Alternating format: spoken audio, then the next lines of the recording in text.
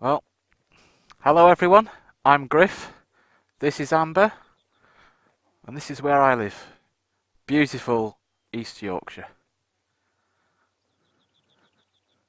Let's go for a ride.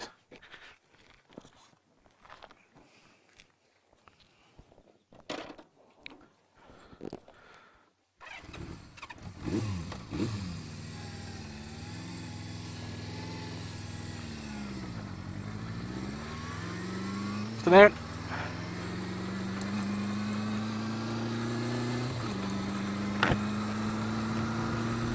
So finally, this has taken some time. So I'm a new rider, or I was. I've been riding 3 years now. My original idea for this motor vlog was to start recording from my very first day riding after my test, of what it's like being a new rider and getting used to this way of life. Unfortunately, I was quite badly let down by the manufacturer of the camera that I was going to use. It was quite an innovative camera. It was called the Mohawk, by a company called Fusar. It was a Kickstarter type project with a lot of early investment and a lot of investors. I came in after that Kickstarter. It was an Indiegogo, actually, not Kickstarter, but the same kind of thing. I came in I came after that, so I was actually a paying customer for a product. I wasn't investing in a project.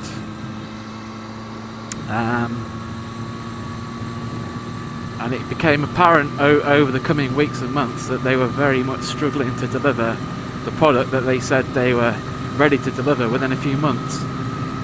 I was prepared to wait a few months, but actually it's ended up being, well, as I say, I've been riding 3 years. That's how long it's basically taken, and ultimately I asked for my money back, and I got my money back, and I've now invested in a Drift Innovation Ghost 4K, which is what I'm recording on today. Cute. It might look a bit hazy, that's because I've got a polar filter fitted, and the reasons for that I'll tell you about another day. So it was a real shame. I just couldn't wait any longer for the Mohawk, which I think they just call the Fusar camera now. It was a great idea. It goes in the middle of the top of the helmet, it wraps around the top of the helmet, it fits quite snug, looks almost like it's part of the helmet rather than something that sticks out the side. I can't stand the look of the GoPro type cameras, the big brick on the side of your head. And I know they've got great quality and they are the market leader and, you know, probably the best quality camera out there. They're just not really well suited for motorbikes. They look daft. The drift and the stealth particularly I like because they're small, they're slim and they're long rather than wide. So they just look a bit better, they've got less drag. And the quality is great. Today I got my external microphone, which I've now fitted so I can talk to you.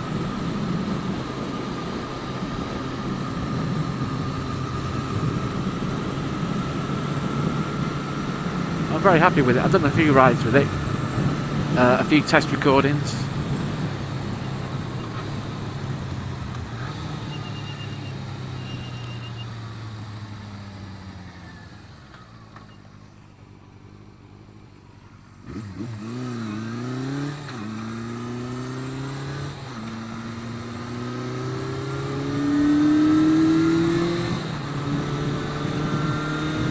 A lot of friendly bikers around these parts.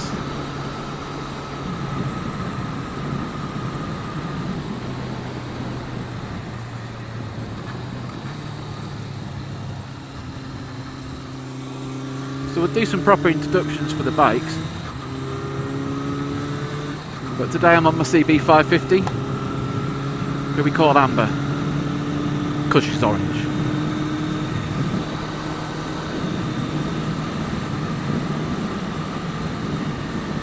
That's because my other bike, Rhonda, who's another Honda, she's a CB1300. She's currently at a friend's workshop. He's a fabricator, and he's building some pannier racks for me so I can fit some givey luggage, so we can start doing a little bit of touring. We have a holiday planned this year in Italy, which we're going to record. And this is kind of what forced my hand with the camera. I really want to record this tour around Italy. There's going to be some beautiful roads, some lovely scenery, and I just want to document my holiday. It's a big thing for me. I've never done a big ride like that, and I needed a camera. I had to do something, and I couldn't justify buying the drift camera and still waiting for the Fuso. I don't need two cameras. I only need one. I know some people had two. They fit one to the bike as well, and maybe I'll do that later. But right now I can't justify that. I don't know how many of these videos I'm going to do, how successful my channel's going to be.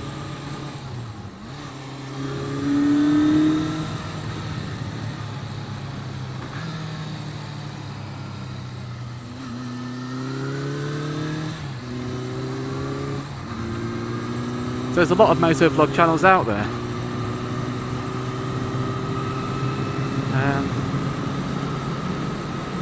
Some I like, some I don't like. My favourite is probably RJ, Royal Jordanian. I like what he does. I think it's interesting, it's quite entertaining. He has quite a few run-ins with pedestrians around London. There's two schools of thought on that. I think pedestrians should get out of the blooming way and watch what they're doing. Arguably, one of my friends was pointing out the other day, maybe he could give a little bit as well, and maybe not sort of half run them down. There's two sides to every story. But I like RJ, he's worth a look, give him a go. If you haven't already. Probably already know him if you've got to my video. Listen Dunflyer, quite enjoy his videos. Baron Von Grumble, I enjoy his. He also does 44 teeth. Also very high quality motovlog. The quality of the work they do there is superb. It's as good as you'd see on TV. It's the thing that amazes me about YouTube actually is the quality of some of the channels that you have on there now. We actually got rid of our terrestrial TV and satellite TV a while ago, so we've just been managing the digital and streaming, which is in the countryside where you've got rubbish internet. It has been a challenge at times, but it's good now. And actually now we've got a Amazon Fire Stick. You can get YouTube on there. You can watch YouTube just on your TV. It's great. As I say, there's some real high quality stuff on there. It's been really useful researching touring and the equipment that we might need and other people's experiences. There's other people loaded full tours of Europe, around Spain and that kind of thing. They've been fascinating to watch and just it's excited me and made me want to do it myself, which is why we're doing this tour around Italy. And because we love Italy as well.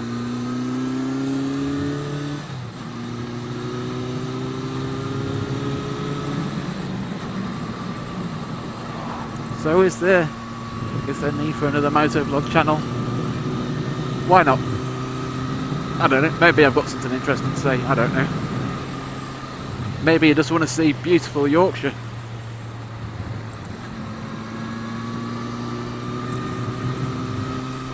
I think that's why we've got a bit of a soft spot for Tuscany. That's where we're going to be touring. It's quite similar, I know, it's quite green and lush and got some beautiful rolling hills, much like this. But it's just better. It's like Yorkshire, but better. When you get down to the south, it actually gets a bit drier and a bit more sort of brown, and a bit more like Mediterranean feeling. So we did do a tour there a couple of years ago in a car, and we loved it. So we're doing that again. We're going back to some of our favourite places.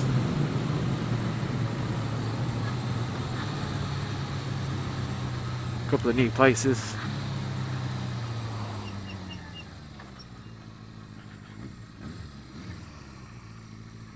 Now what's this? Well, normally we'd go down that road, but I don't fancy it if it's just been resurfaced.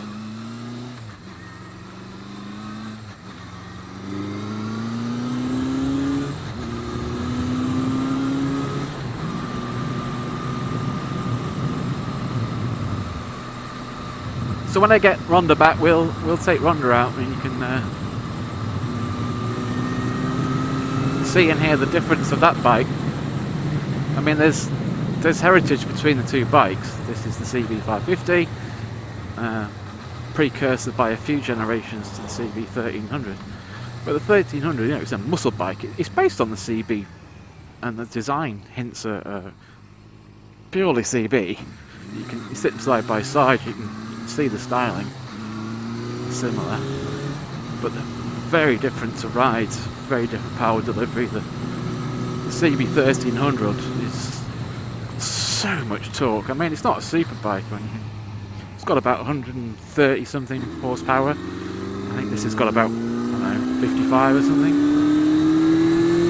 No, this is enough to overtake when you need.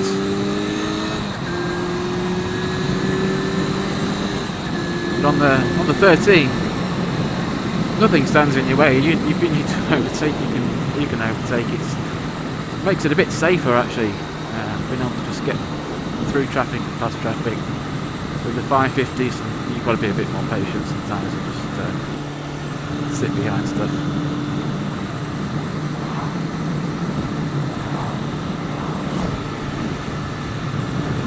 It's interesting between the two bikes. Who you get a nod off. I don't get so much on the 550. Obviously, if you see a classic coming over the way, you'll get a nod. Someone will say hello. The sports bikes, not so much. And even on Rhonda, if I've got the top box on the back, and I imagine it'll be even more so when I've got the panniers on the sides, yeah, you don't get as many nods.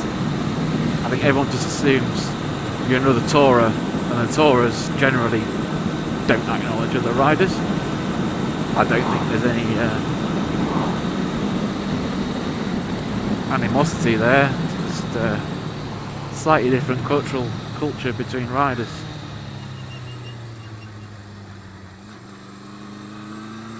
It's a bit more. Oh, this is interesting. Looks like a ham radio. I go say hello.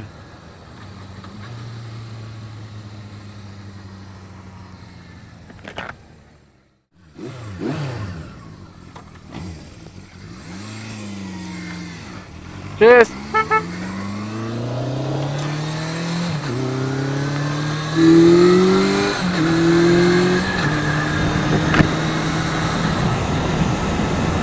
Well, that was interesting. So,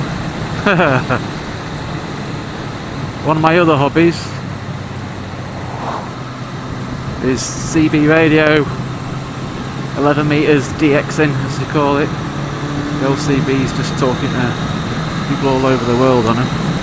That's what those guys were doing. It turns out, I kind of half knew them both. One of the guys is in the club I'm in. I recognised his voice from the radio, and the other guy is a local personality, what we call a rig doctor. Back in the day, back in the 90s, he was one of the guys fixing radios, modifying radios. It's small world, isn't it? Cute.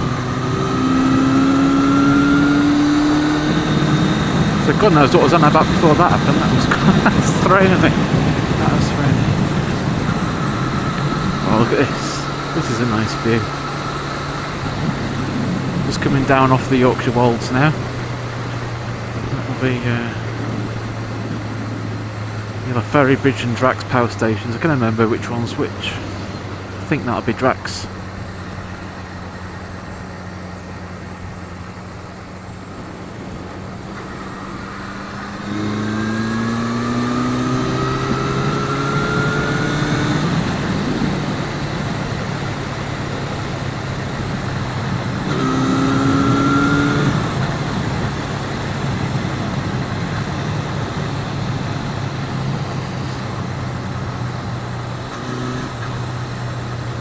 Chippendale.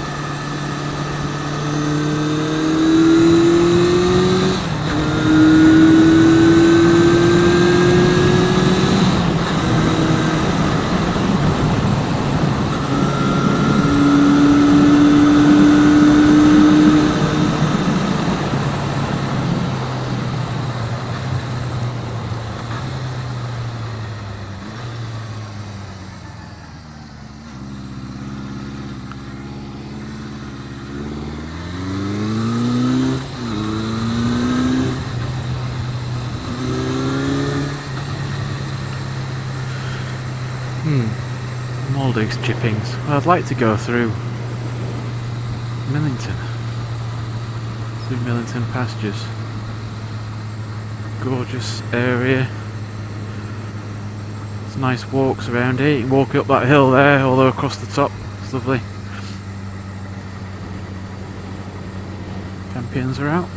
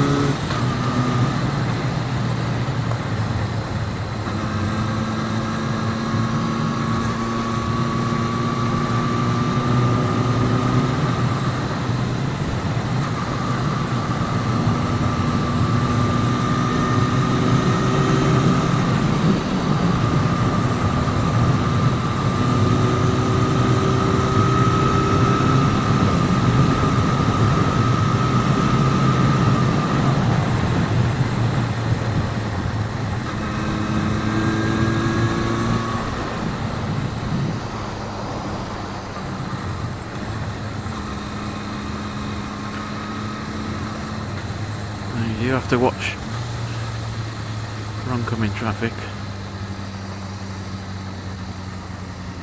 Nowadays, quite a lot of them. Seems to be quite a fad since the Tour de France came through. Now we have the Tour de Yorkshire every year. Everyone's gone race bike mad. Rather have one with an engine in.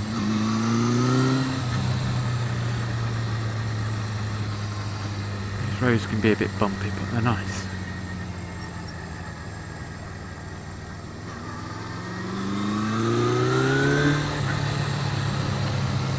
A little bit gravelly, got to be careful of that.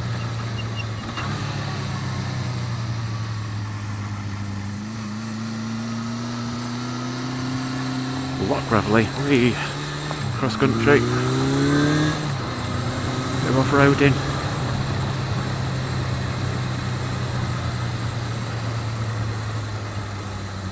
Wrong side of the road here really. Should be over the other side, but then I don't want to keep crossing this gravel.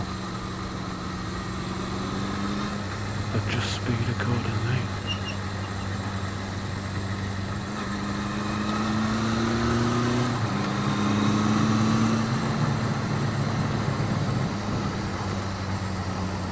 Lovely bit of the world, isn't it?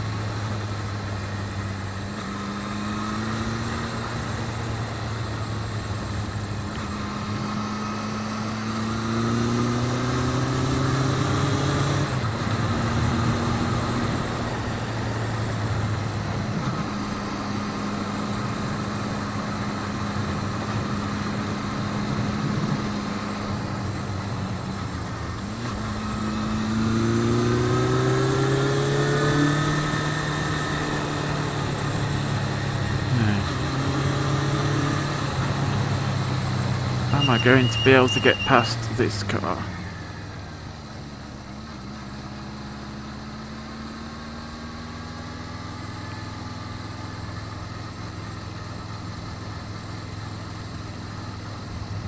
Not having a good chin mag. Have to realise there's a bike behind. Not sure. Whoa! That was a bit fucking last minute, Jesus. I mean, thanks, but whoa. Thank you. Bit more warning would have been nice. That was a bit abrupt. Somebody slammed on the anchors. Partridge.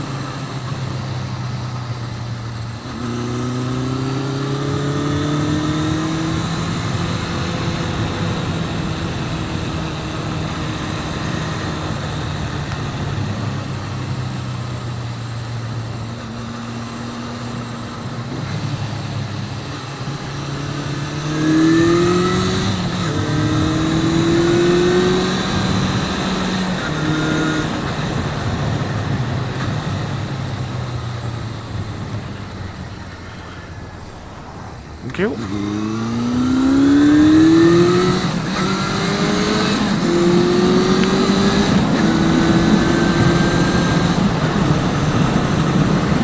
So she might be 40 plus years old. 42 now. She goes well. It's like I was saying earlier, she's just a bit different to the 1300, totally different kind of power delivery. You do have to use the revs a bit.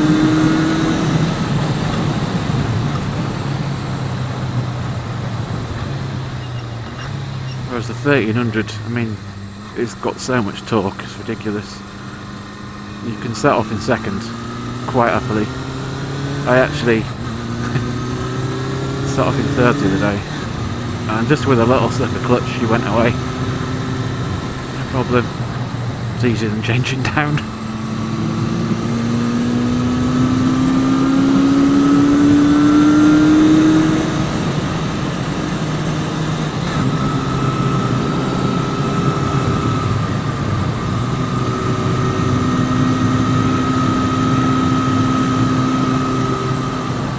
Fine down these back roads. You do need to think a bit further ahead because the brakes aren't as good as the modern bike. Quite a long way off, in fact.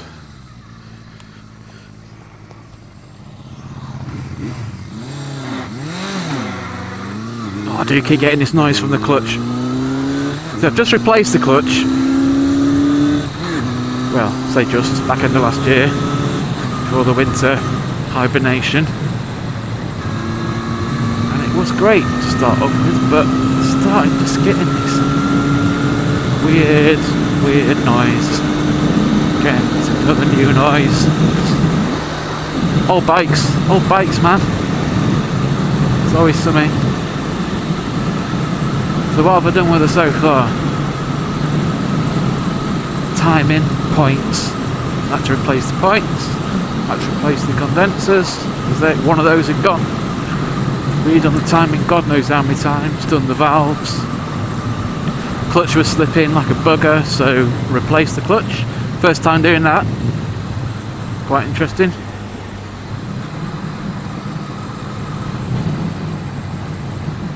Got to rebuild this tachometer.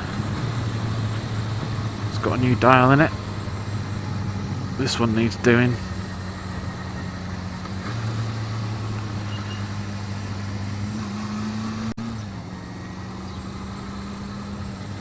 Probably do need to replace the brake master, in fact both levers, because I believe these are off a Yamaha, off an RD 250 or an RD 400.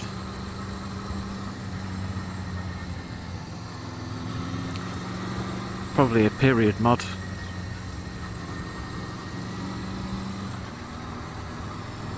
Known for having particularly bad front brake, these bikes, so I think it's just maybe in an effort to make that front brake a bit stronger. Having not driven it with the original last one, I couldn't say. Certainly, like I say, you need to think ahead a bit more. Late braking is not an option. You will end up in a ditch.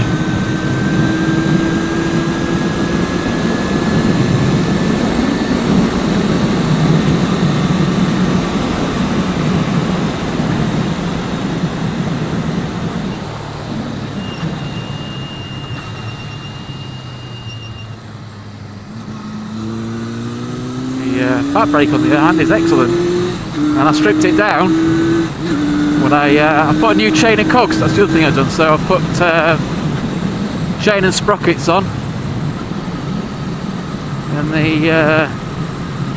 obviously I have to take the whole back wheel off and open the drum up while I was there.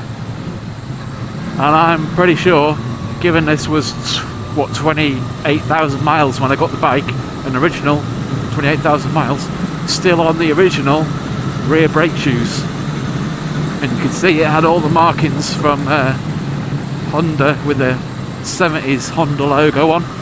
So I mean, possibly they've been replaced back in the day, but they are definitely period brakes. They haven't been replaced any time recently.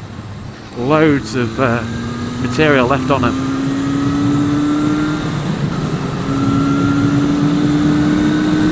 I thought I might be able to replace them, but no, they're still good, still loads on, brakes real well.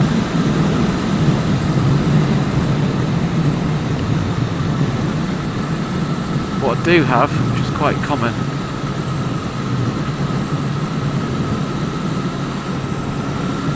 is a bit of an oil leak from the head, and it's because there's oil waves either side of the head. Not sealed by the head gasket or a dowel or anything like that. There's just a O-ring that sits between the mating surfaces of the head.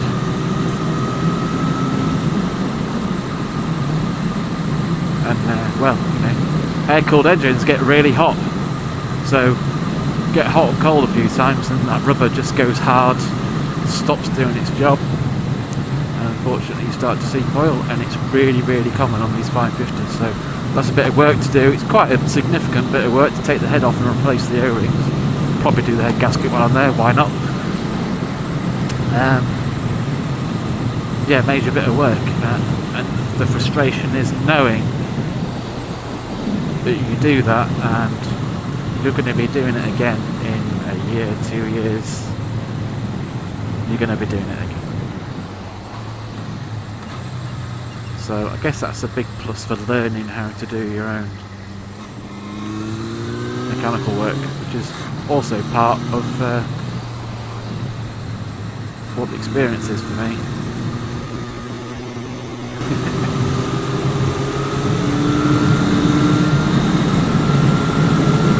So far, I've done all the work on the bike.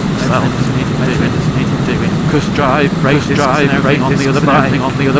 All servicing, oil spark. Not hard. That's just quite easy. You've got the internet. There's always someone on there with a video on how to do stuff.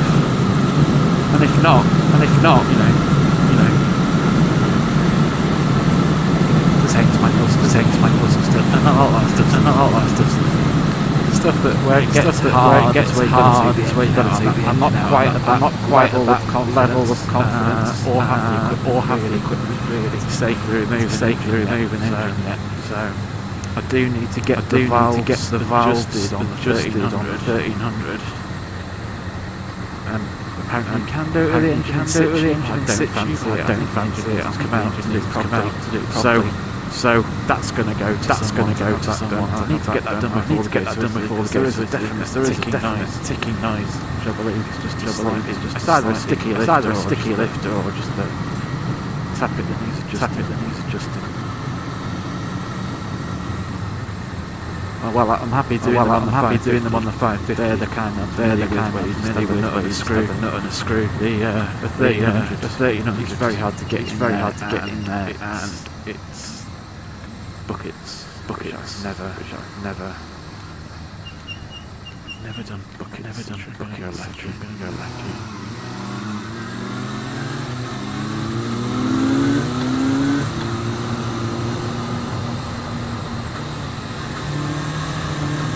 Comes out of gear there.